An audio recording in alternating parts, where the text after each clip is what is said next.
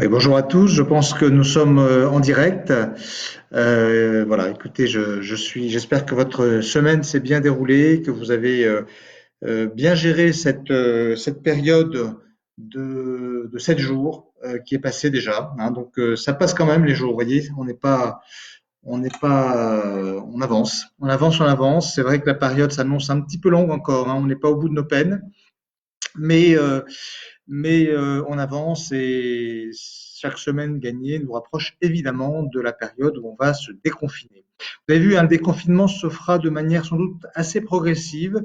Sans doute évidemment que il y aura de la place plus rapidement pour les personnes qui ont du travail, pour éviter que l'économie soit trop en souffrance.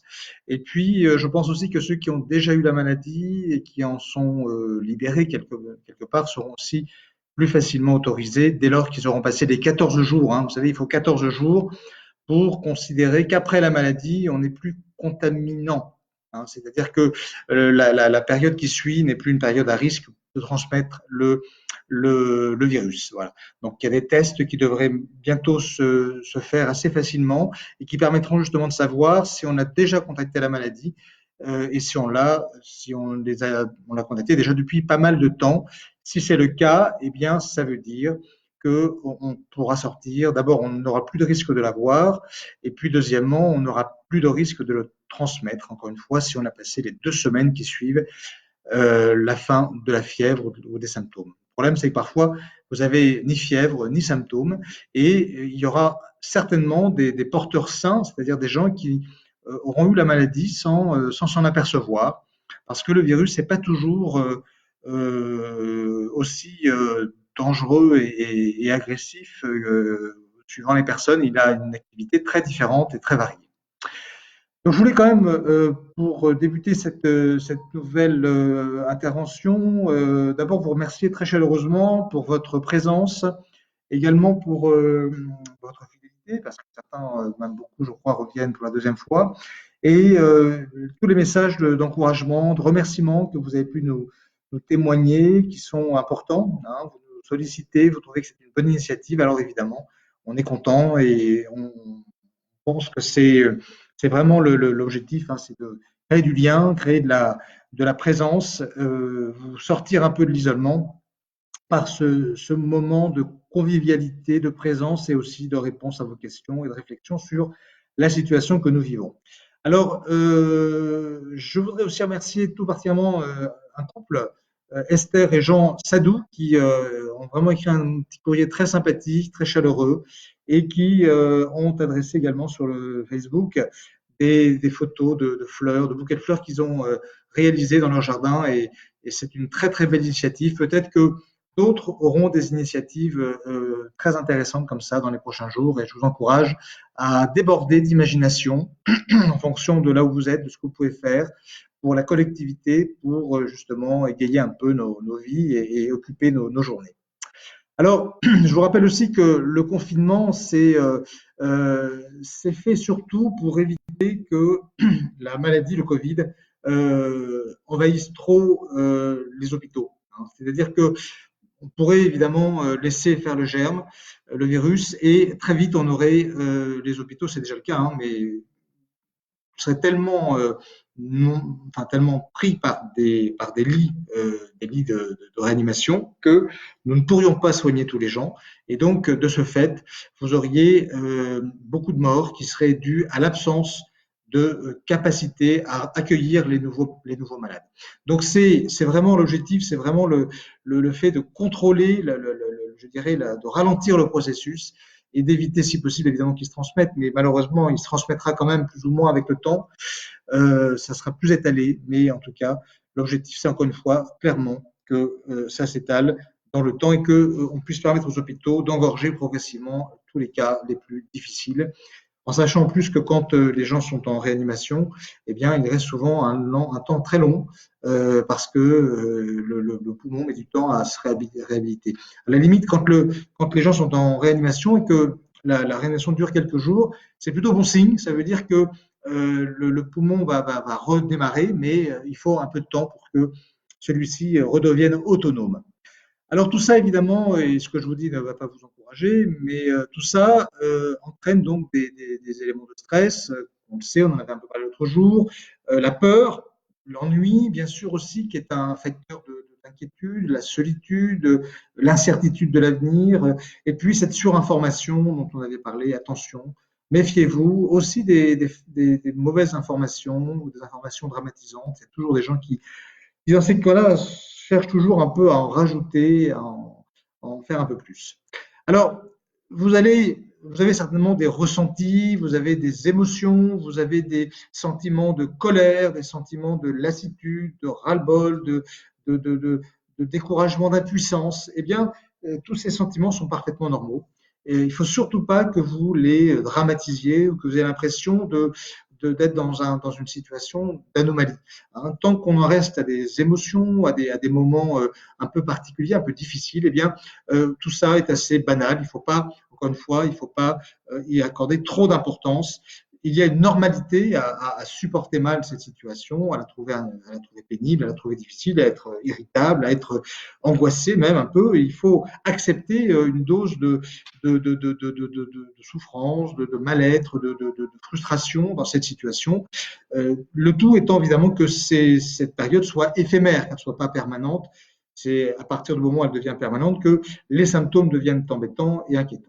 Alors, les conseils que je me permets de vous donner par rapport à cette nouvelle intervention, eh bien, encore une fois, je le répète et je le redis, soyez très attentifs à l'information. Il y a énormément d'informations. C'est un sujet qui nous préoccupe tous, qui crée beaucoup d'intérêt aussi, parce que ça pose énormément de questions, très intelligentes, tout à fait brillamment présentées souvent, mais on finit par être obsédé, complètement focalisé sur le problème, et cette focalisation n'apporte rien. Il faut pouvoir se détacher de cette émotion. Hein. C'est un peu comme quand vous êtes dans un processus de deuil, eh bien on essaie, on accompagne les gens pour essayer de se détacher progressivement de la personne aimée qui est partie. Et là, c'est un phénomène très différent, bien sûr, mais un peu ce processus de détachement. Hein. Il faut essayer de se détacher, accepter de voir ces chiffres affolants qui s'annoncent comme ça tous les jours de 300, 400, 500 morts. C'est vrai que c'est absolument insupportable. Mais bon, si on disait tous les jours le nombre de morts chaque jour, voilà, on finirait forcément par banaliser la situation. Donc, il faut accepter un peu de banaliser tout ça et de ne pas y accorder trop d'importance. Alors, 30 minutes, c'est un maximum. Moi, je vous dis vraiment, pas plus de 30 minutes de télévision par jour. Évitez, si possible, d'ailleurs, les chaînes d'information continue qui sont quand même très redondantes et très voilà, il y a un côté un peu froid, un peu technique dans l'information qui est un peu désagréable. Allez plutôt sur des chaînes traditionnelles et allez voir des journaux, lisez pas plus de 3 articles par jour et allez sur des journaux de belle audience pour que ce soit des articles de fond. Je voudrais également parler de la question de l'anxiété. Alors l'anxiété, évidemment, ça touche tout le monde. Hein. Quand on reste comme ça dans une situation comme celle-là, forcément, votre anxiété se développe un petit peu. Encore une fois, hein, je vous le redis, l'anxiété, j'en parlerai une prochaine fois un peu plus longuement. L'anxiété, elle peut avoir des formes un petit peu physiques, des formes psychiques, des formes corporelles. Ça peut être de l'érythmisme cardiaque, c'est-à-dire de la palpitation. Ça peut être des nausées, ça peut être des douleurs, des spasmes. Ça peut être des tensions musculaires, ça peut être des troubles du sommeil, évidemment, parce que l'anxiété donne beaucoup de troubles du sommeil. Et puis, ça peut être aussi des pensées, des ruminations, des obsessions, des inquiétudes, des phobies, des peurs de sortir, des peurs de, vous allez me dire, aujourd'hui, peur de sortir, c'est plus un vrai problème. Mais bon, des peurs de faire des choses simples. Ça peut être aussi de l'inhibition. Hein. L'inhibition, c'est-à-dire, je n'ai plus tellement la capacité à faire des choses, à me mettre en action. Hein. Et ça, c'est un danger quand même hein, dans ces processus de long terme où il y a comme ça une perte des rythmes, hein, le fait de ne pas pouvoir, de pas être capable d'avoir un rythme de vie, d'avoir des règles de vie, d'avoir ce qu'on appelle une chronobiologie, c'est-à-dire une des horaires, un rythme de vie vraiment précis avec des horaires de coucher, des horaires de lever, des horaires voilà. Et puis dès qu'on se lève, eh bien on se met debout, on marche, d'abord on s'habille, on se lève, on se nettoie, on range sa chambre, on fait son lit. Toutes ces actions, elles sont très importantes pour ne pas perdre pas perdre le rythme, pas perdre le sens des choses. Hein. Même si ça vous paraît par moments manquer de sens, puisqu'il y a plus de visites, il y a plus tellement dit extérieur, on peut se dire, ben, finalement, à quoi ça sert? Oui, on peut toujours se dire ça, mais si, ça sert parce que si vous commencez à décrocher, eh bien, à ce moment-là, vous risquez de vous enfoncer dans un processus de plus en plus inactif, de plus en plus avec une recherche de plus en plus compliquée de trouver du sens. Et c'est évidemment un danger. Et puis, il y a des gens qui sont capables de se perdre véritablement, hein, d'être vraiment très mal quand ils perdent leur repère au quotidien. Alors, quand l'anxiété est un petit peu forte, un petit peu gênante, eh bien, notamment quand elle devient un peu physique, voilà, un peu ressentie avec des questions un peu de pénibilité, eh bien, je vous conseille des moyens qui sont assez connus. Par exemple, vous savez, la cohérence cardiaque. La cohérence cardiaque, c'est finalement l'apprentissage de ralentir un peu son rythme cardiaque et de le maîtriser, parce que parfois on sent des palpitations, on sent des petites extrasystoles, hein, quand on a l'impression que le cœur bat plus fort par certains moments, dans certains moments, vous sentez des petites excès de palpitations, de fortes palpitations. Donc, vous avez des techniques qui peuvent vous aider un peu à mieux contrôler, à mieux ressentir aussi votre rythme cardiaque et le repérer et donc essayer d'avoir un impact sur ce rythme cardiaque. Alors, vous avez une application qui est assez connue d'ailleurs, qui s'appelle Respire Relax, que vous trouvez sur Google, qui vous permet voilà, c'est assez simple, hein, qui vous permet de pouvoir faire un petit exercice de maîtrise, de contrôle de la respiration, du rythme cardiaque, excusez-moi. Le contrôle respiratoire, on va en parler tout de suite. Effectivement, je pense que vous avez tout à fait intérêt à essayer de vous habituer à contrôler votre rythme respiratoire.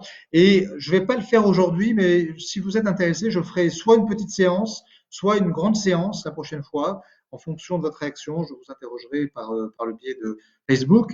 Et vous avez plusieurs types de respiration très classiques. Vous avez un contrôle respiratoire qu'on appelle un peu circulaire, c'est-à-dire que vous allez avoir par exemple pendant quelques secondes une inspiration, pendant quelques secondes ensuite vous allez faire un blocage de votre respiration, notamment un blocage abdominal, et puis après pendant le double de temps vous allez faire une expiration pardon assez longue qui vous permet d'avoir, vous voyez, non pas cette respiration un peu rythmée, un peu rapide, un peu nerveuse, un peu névrotique, mais au contraire une respiration bien maîtrisée. Plus vous allez maîtriser votre respiration, plus vous allez vous apercevoir que votre cerveau va se ralentir, va se calmer.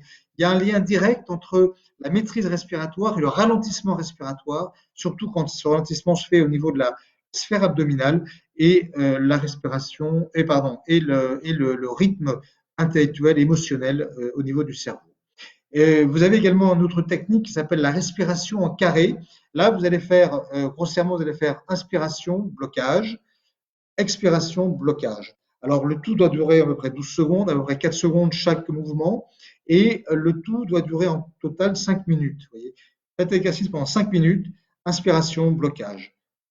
4 secondes à chaque fois. Inspiration, 4 secondes. Blocage, 4 secondes. Expiration, 4 secondes. Blocage, 4 secondes. Et vous recommencez pendant 5 minutes. Et vous faites ça et vous vous apercevez que votre cerveau se calme considérablement et vous allez percevoir très souvent une baisse de votre niveau de pression dans votre corps. Alors, vous avez également des techniques de relaxation physique qui se rapportent un peu à la technique de relaxation de Jacobson, qui est une relaxation par les mouvements, par le contrôle des mouvements.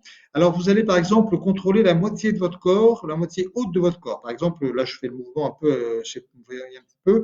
Vous contractez le cou, les bras contre le corps, et uniquement, pas le reste du corps. Et vous fermez fort pendant une trentaine de secondes, et puis à un moment donné, au bout de 30 secondes, ben, vous relâchez. Vous sentez d'ailleurs vous sentez votre corps qui se manifeste. Hein, et c'est pas mauvais parce qu'on a besoin de sentir son corps vivre et pas uniquement végéter. Et puis après, vous faites la même chose, mais au niveau des jambes et des genoux. Voilà, vous serrez bien fort les genoux pendant 30 secondes et cet exercice, vous le maintenez comme ça et la partie supérieure du corps, elle ne doit pas bouger. Elle doit être très relâchée. Vous faites ça pendant 30 secondes, vous relâchez pendant une trentaine de secondes aussi, et après vous recontractez, mais l'ensemble du corps, c'est-à-dire la partie haute et la partie basse, et dans une manière unie. Et vous faites des exercices pendant 5 minutes, pareil, avec des allers-retours comme ça, le haut, le bas, l'ensemble, j'arrête, le haut, le bas, l'ensemble, j'arrête pendant 5 minutes. Et vous verrez que tout ça participe à une forme de décontraction. Et vous choisissez, en fonction de votre volonté, de votre expérience, de votre intérêt, l'exercice ou les exercices qui vous plaisent le plus. Je voulais également vous parler, après l'anxiété, un petit peu du sommeil. Le sommeil, c'est un sujet majeur. Vous avez vu, l'anxiété favorise le sommeil et le sommeil favorise l'anxiété, etc., etc. Donc, vous voyez le cercle vicieux. C'est un peu la poule et l'œuf. Alors, dans le sommeil, moi, j'ai quelques conseils à vous donner qui sont assez simples, mais qui sont fondamentaux. Et quand on ne les respecte pas, ça peut que s'aggraver. Quand on les respecte, ça s'améliore généralement pas mal. Alors, la journée, premier point, dans le sommeil, il y a 4 temps, il y a la journée. La journée, c'est, eh bien, on sort du lit. On se réveille, on sort du lit. On ne reste pas allongé sur le lit. Et on essaie de faire ça à des horaires fixes. Hein, on ne fait pas ça très tard dans la journée, on fait ça dans la matinée, de préférence autour de 9h, 9h30, 10h, mais on essaie de respecter un horaire matinal, comme si on avait une journée de travail normale, même pour ceux qui n'ont pas de travail, évidemment. Et puis, on s'habitue à ce rythme et on ne le lâche pas. Hein. Et puis, l'autre chose aussi dans la journée, c'est qu'on se met un peu, on se met près de la lumière. On ne reste pas confiné dans des pièces sombres. On a de la chance d'avoir du soleil qui arrive. Le soleil est un facteur thérapeutique. Il joue considérablement sur notre chronobiologie. Il va nous aider le soir à nous endormir. Et plus on va avoir de soleil dans la journée, plus on aura de lumière, plus le soir on pourra s'endormir facilement. Et le fait de sortir à l'extérieur, le fait de justement de bénéficier pleinement du soleil est une bonne chose. Donc on a le droit à 1 heure par jour, et bien prenez-la à cette heure, elle vous fera le plus grand bien. Alors le soir, évidemment, il va falloir éviter les excitants. Alors parmi les excitants, il y a les activités physiques, évidemment, qu'il faut éviter. Ne prenez pas un bain chaud, par exemple. Un bain chaud, ça va vous fatiguer, mais ça va aussi vous exciter, paradoxalement. Donc pas après 17h30, 18h, on prend plus de bain chaud. Ni d'ailleurs un bain froid, ça peut aussi avoir un effet excitant. Il faut éviter les écrans.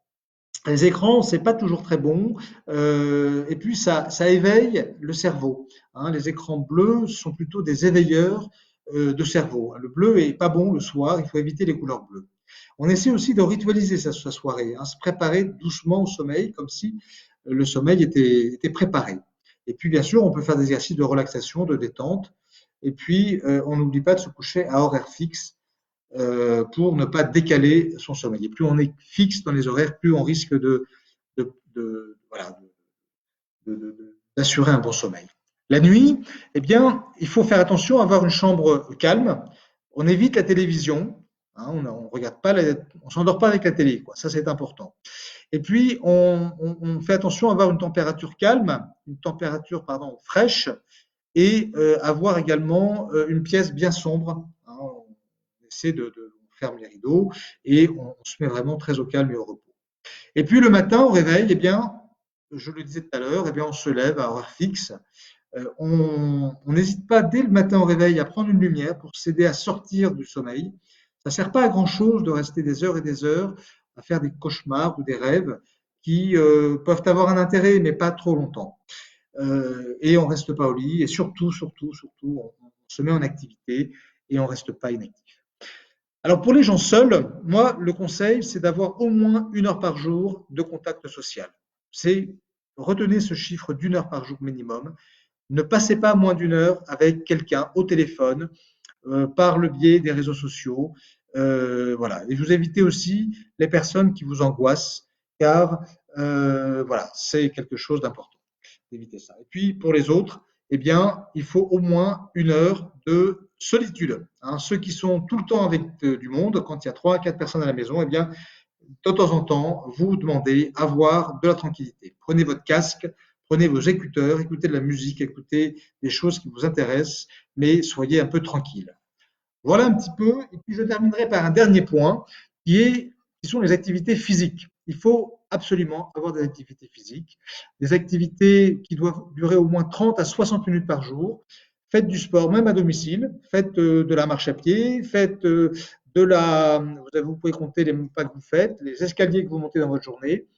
Voilà, ayez des activités, ayez du mouvement. Vous pouvez, sur certains sites également, Decathlon Coach et puis d'autres émissions, vous avez des activités sportives en ligne, des conseils, des coachs qui vous aident un petit peu aussi à trouver des idées pour arriver à être actif. Alors, Voilà, j'ai à peu près fait le tour des messages que je dois vous passer aujourd'hui. Ça fait déjà près de 20 minutes. C'est un peu long, même par rapport à ce que je m'étais fixé.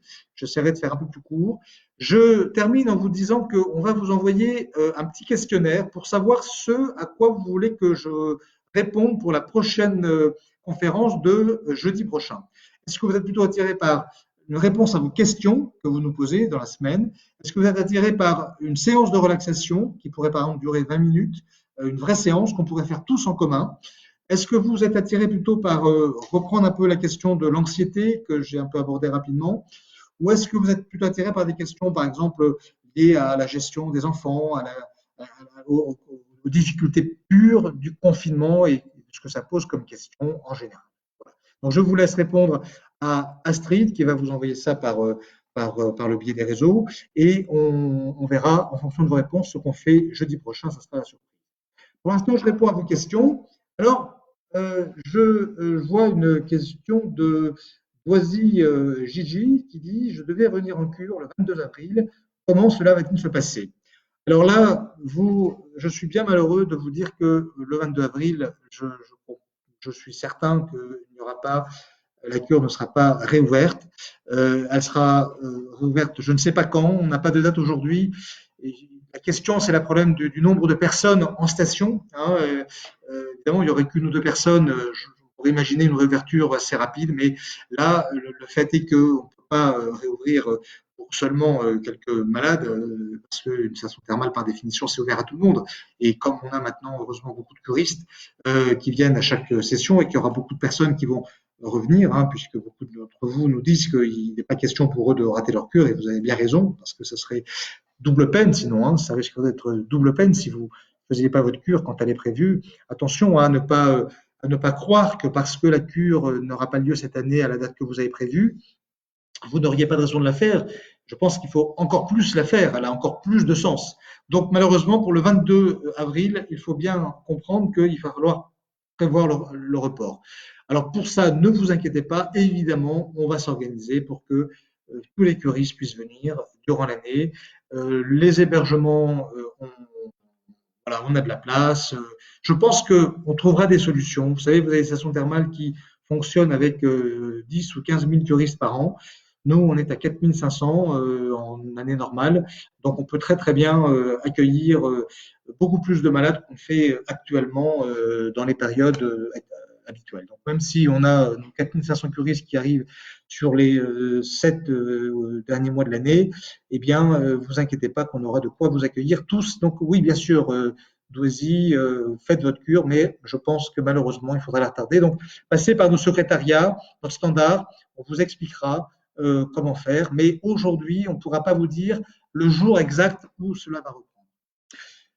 Alors, une autre personne qui me demande quand vos services pourront me renvoyer les papiers de la cure, le formulaire. Alors là, eh bien, le mieux quand même, c'est d'appeler le service d'accueil, le contact, hein, le contact terme, le 05 46 23 50 15, pour qu'on vous donne toutes les informations relatives à ces questions du formulaire à remplir.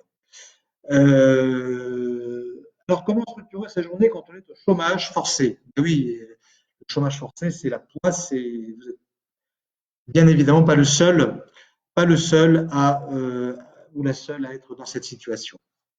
Alors, le chômage forcé, il faut s'occuper, je vous le disais, hein, il faut se lever, il faut faire ses activités, il faut être actif, il faut téléphoner, il faut lire, il faut regarder un peu la télévision, mais pas trop les journaux télévisés, une fois de plus. Il faut s'intéresser, poser des questions, lire, regarder, enfin voilà, je ne peux pas vous dire. Euh, Tant qu'on ne souffre pas, tout ça est normal et tout le monde vit à peu près la même chose. Hein. Donc, je crois que le seul critère qui peut justifier, je dirais, un changement d'attitude ou un questionnement sur son attitude, c'est quand on commence à voir des gènes et que ces gènes sont vraiment handicapants. Alors, je cherche d'autres questions. Comment faire quand on vit avec une personne qui a des angoisses? Et ça, c'est une question très intéressante. Vous êtes un peu dans une situation d'aidant, hein, parce que vous savez, quand vous avez un malade qui a une détérioration cérébrale, une démence, eh bien, vous avez effectivement des enfants ou des parents, conjoints qui a un rôle d'aidant. Et l'aidant, c'est un rôle très, très difficile, qui est de plus en plus reconnu, et bien heureusement, parce que c'est presque un métier, être aidant, hein. C'est presque une fonction professionnelle, hein. Ça demande beaucoup d'attention et d'affection aussi, hein. Il y a les deux dimensions. Il y a la dimension de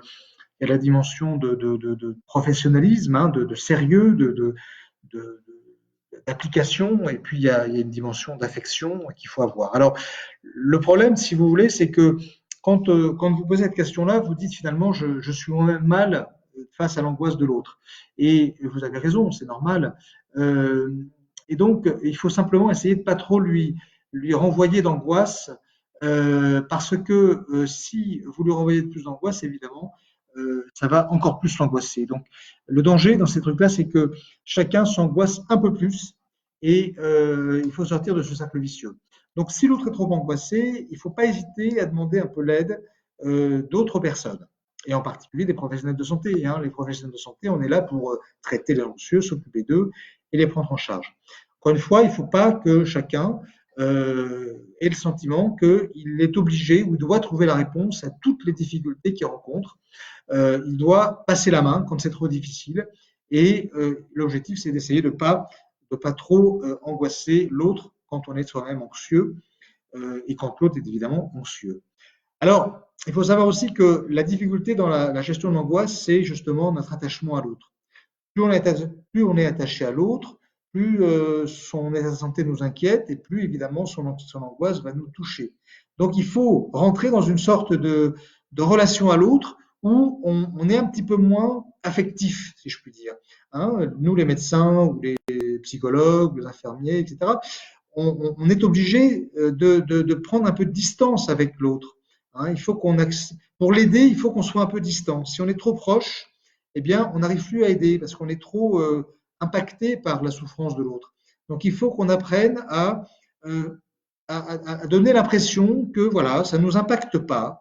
Et parfois, quand on veut être trop gentil, trop aimant, trop affectueux, eh bien, on n'est pas forcément rassurant parce qu'on colle trop à l'émotion de l'autre, et il ne faut pas toujours coller. Il faut savoir aussi, vous savez, si par exemple je vous dis, ah, je me sens pas bien, je ne vais pas bien, j'ai peur, eh bien, j'attends de vous que vous me disiez, non, mais t'inquiète pas, il faut pas t'affoler, c'est pas si inquiétant, et de mettre du rationnel dans ma peur.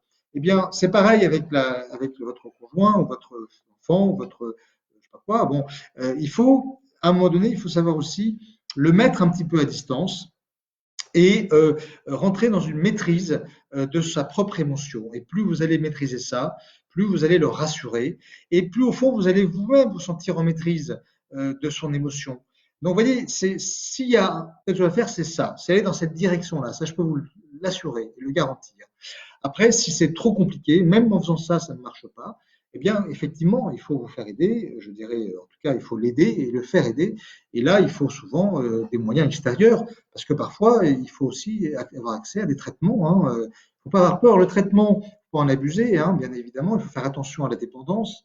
Mais dans les moments difficiles, dans ceux que l'on vit, eh bien, il faut savoir effectivement trouver des solutions. Et on n'est pas tous égaux devant notre capacité à gérer ses émotions.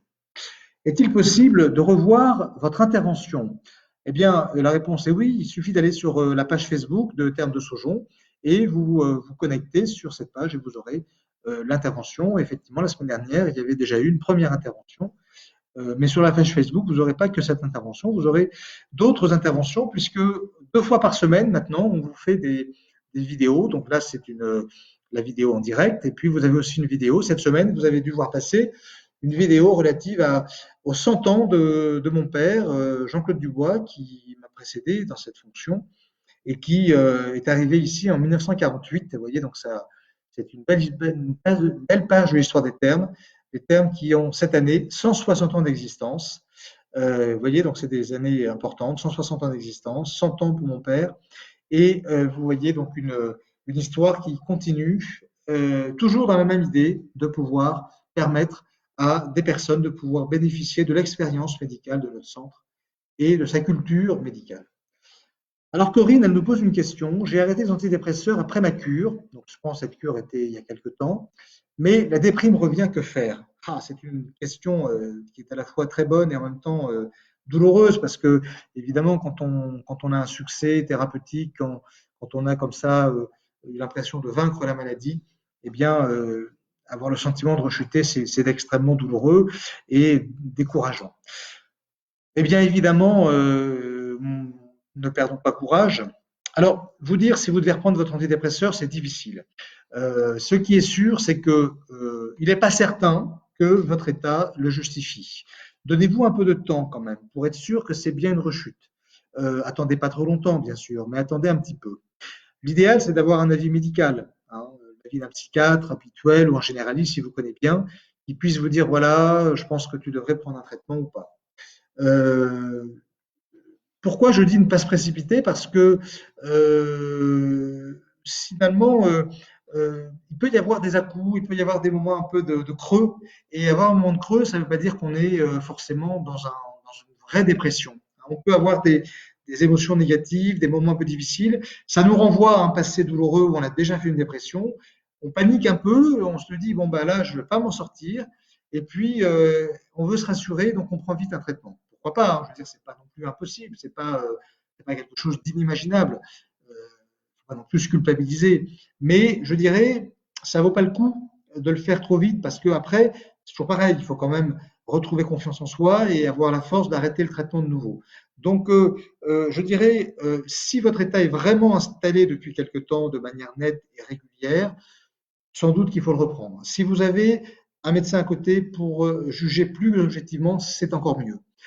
Si par contre, c'est vraiment par moment des petits creux et des petits hauts, ou des phases normales et des creux, etc., et que vous avez simplement peur de rechuter, je vous dirais de patienter un petit peu, à moins que vous soyez vraiment certaine d'être une dynamique négative et que vous ne vouliez vraiment pas revivre des choses trop douloureuses, auquel cas, peut-être par prévention, vous pourriez reprendre le traitement.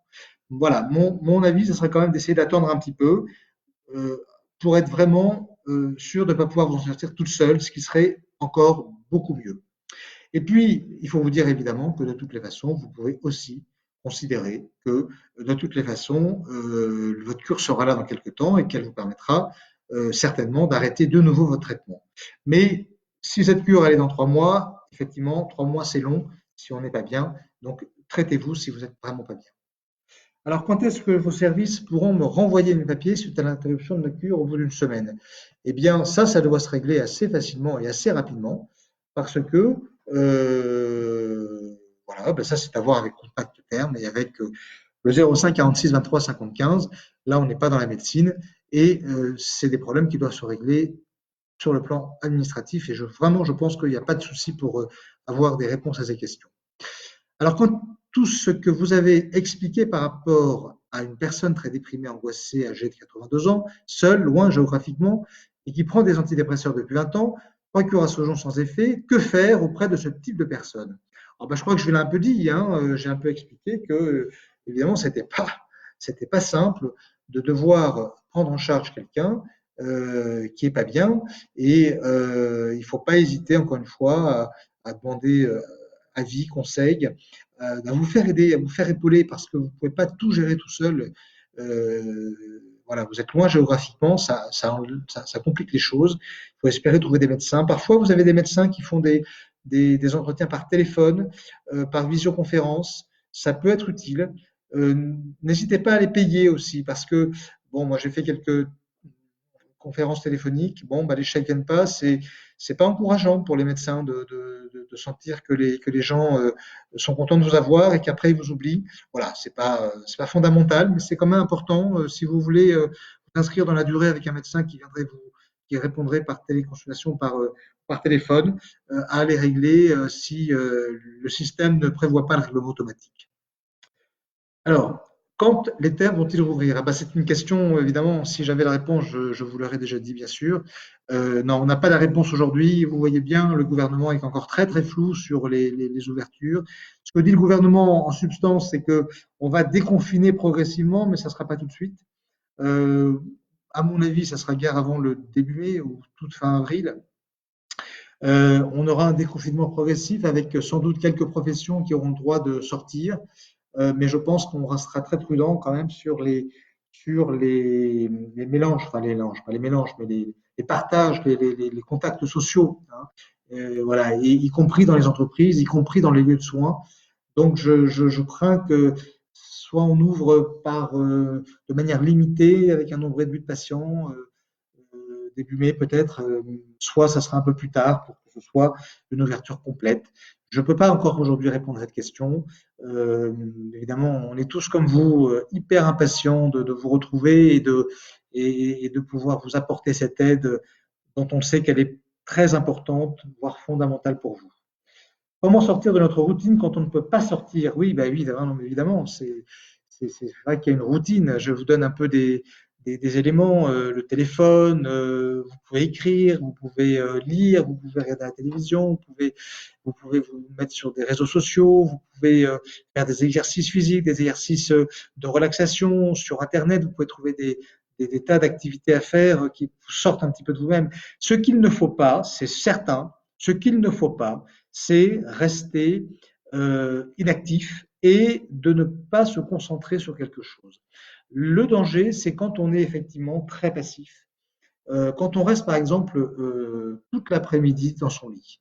Parce que en plus, quand vous allez rester 3 heures dans la journée comme ça, allongé sur votre lit, non seulement vous avez un sentiment d'ennui extrêmement important, non seulement vous vous endormez plus ou moins, donc vous décalez un peu votre sommeil, mais en plus, le fait même d'être allongé, de faire aucune activité, va complètement modifier votre rythme veille-sommeil et va totalement décaler votre rythme de sommeil et votre horaire de sommeil. Donc, il est très important de lutter contre l'inactivité.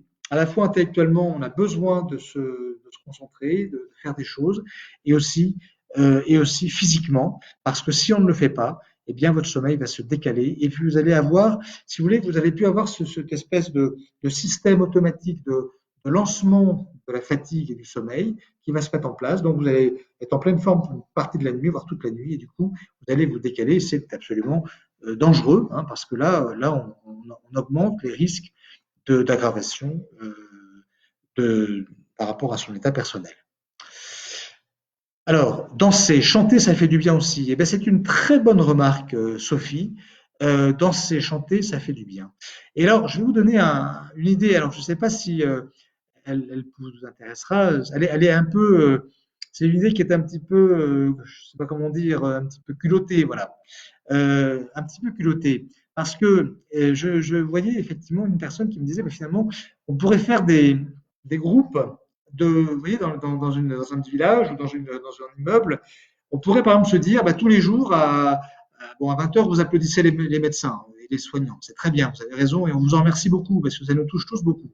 Mais par exemple, à 19 heures ou à 21 heures, enfin peut-être pas trop tard quand même, mais à 19 heures ou à 17 heures, peu importe, il faut trouver un horaire, eh bien, tiens, tous les immeubles là autour, là, on va se mettre à la fenêtre et on va chanter. Vous voyez, on va chanter ensemble. Et voilà, il y en a un qui commence à chanter, quelqu'un qui a une belle voix et qui aime ça, qui n'a pas de peur de chanter et qui chante. Et puis, vous passez le mot les uns les autres et puis vous chantez. Eh bien, ça, c'est une excellente idée. Et je pense que vous pouvez faire ça, vous pouvez faire des échanges, de discussions, de dialogues quand vous habitez pas trop loin les uns des autres. Vous pouvez parler fort, hein, vous savez, il y a peu de monde qui passe dans la rue. Et ça peut être des moyens aussi de créer de la convivialité. Et puis, et sans risque là pour le coup, et c'est pas interdit. Donc voilà, danser, pourquoi pas, vous pouvez très bien danser sur des musiques et vous pouvez même imaginer un Facebook de danse ou un Facebook ou un réseau social ou un WhatsApp de danse. Je ne connais pas tous les réseaux.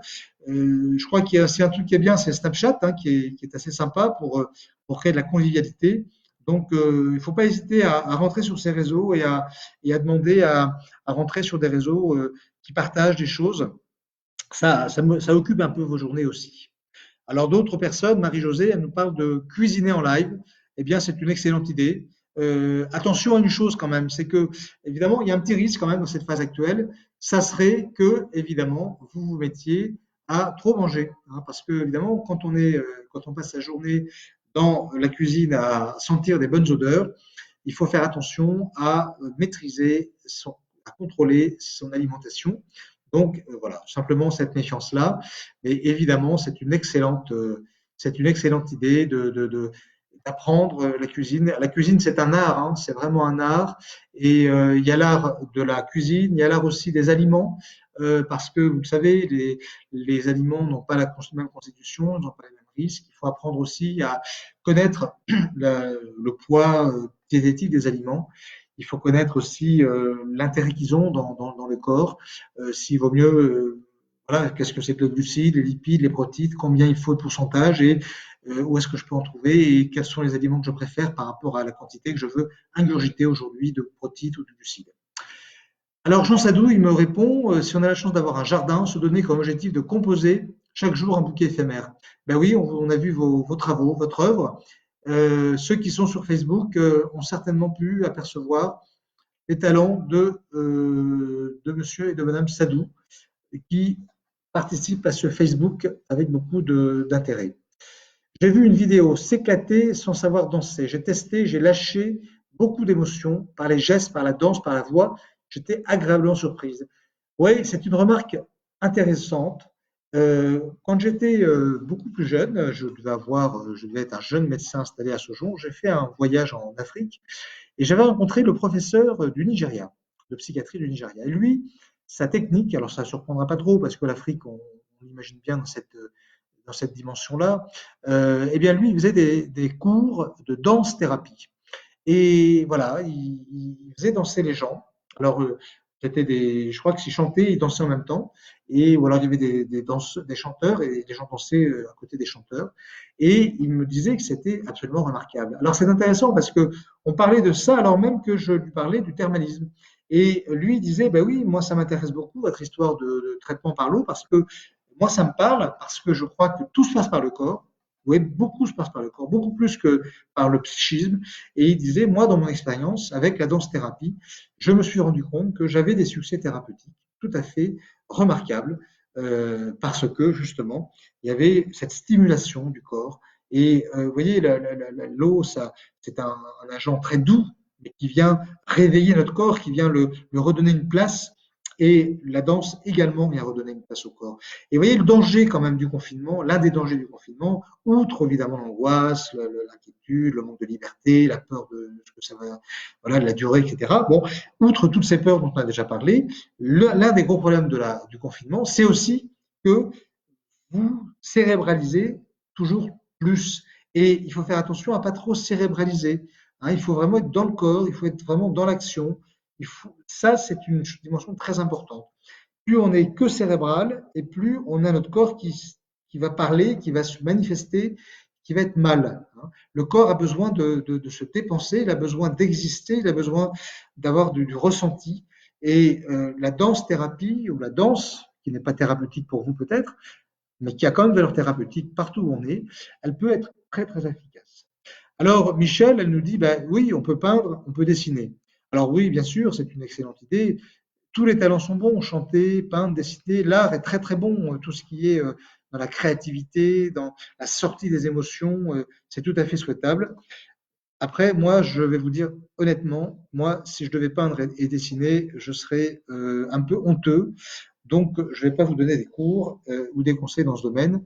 Voilà, il faut trouver des gens à côté de vous qui vous aident quand vous ne savez pas bien faire. Et puis, il y en a qui ont le talent. Mais ça pourrait aussi être partagé, par exemple, dans le cadre du Facebook Live, pas du Facebook, pardon. On pourrait imaginer que on sélectionne la semaine prochaine la plus belle peinture de la semaine.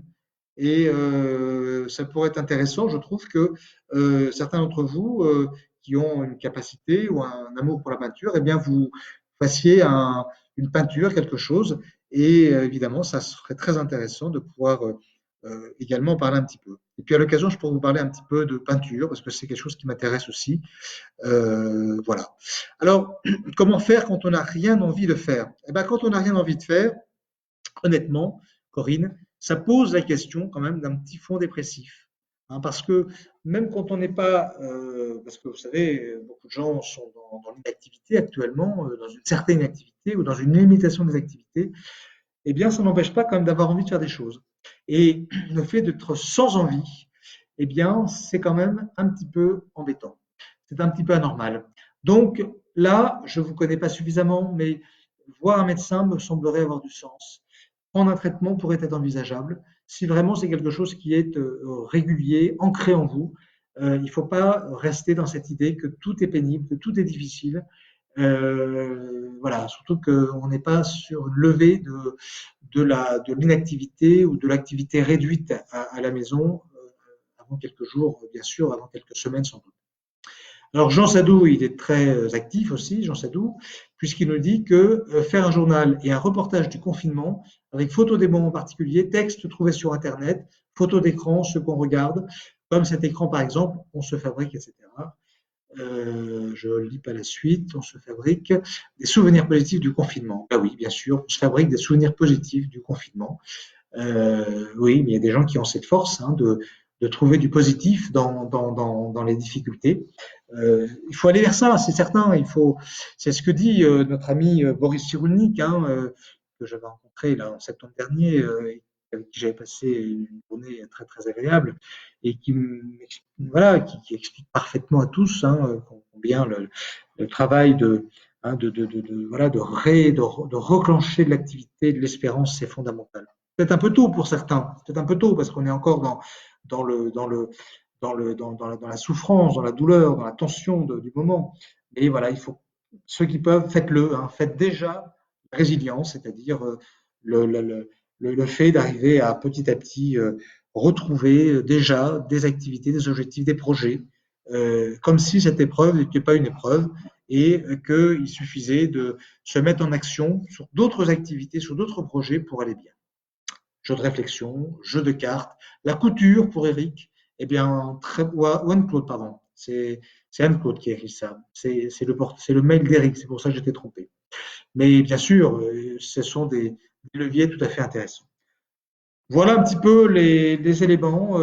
L'idée de Jean d'illustrer par le positif est bien chouette, on est bien d'accord, c'est une très bonne idée. Le Scrabble, ben, vous avez plein d'idées, je vois que vous ne manquez pas d'idées. Moi, je suis très content parce que je vois que vous êtes nombreux quand même à avoir des pensées positives, puisque vous êtes là à avoir plein d'idées à proposer.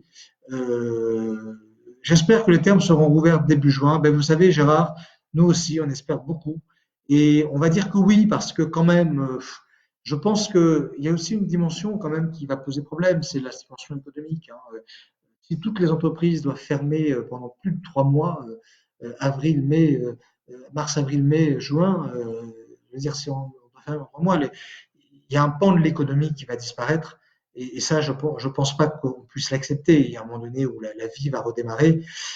Voilà. Mais espérons que ce Covid sera bien enrayé le plus vite possible. Merci à Gérard pour ses remerciements. Voilà un petit peu. Bah, écoutez, je vous souhaite une bonne fin de journée. Restez vraiment confiant, tranquille, serein. Faites des exercices de relaxation. N'oubliez pas 4 secondes d'inspiration, 4 secondes de blocage, 4 secondes d'expiration, 4 secondes de blocage en fermant bien l'abdomen. Et puis, vous faites ça pendant 5 minutes. Vous faites ça, allez, 3 fois par jour. 3 fois 5 minutes. Ça fait un quart d'heure par jour. Rien que ça vous fera, vous verrez du bien et vous verrez les effets sur votre relaxation, sur vos émotions, sur votre cerveau. Et vous prendrez l'habitude et à terme, vous ferez ça peut-être pendant des années. Je vous remercie pour votre attention, pour vos SMS, votre chat. Et je vous dis à jeudi prochain, 17h. Et puis, je vous rappelle que dans la semaine, vous aurez une vidéo. Et je vous remercie si vous pouvez répondre à la question qu'on vous pose entre la réponse aux questions, un exercice de relaxation, une question sur l'anxiété, aller en plus en détail sur ce que c'est que l'anxiété, ou alors sur la gestion du confinement et la gestion notamment des confinements à plusieurs avec les enfants. Bonne soirée, amitié à tous, au revoir.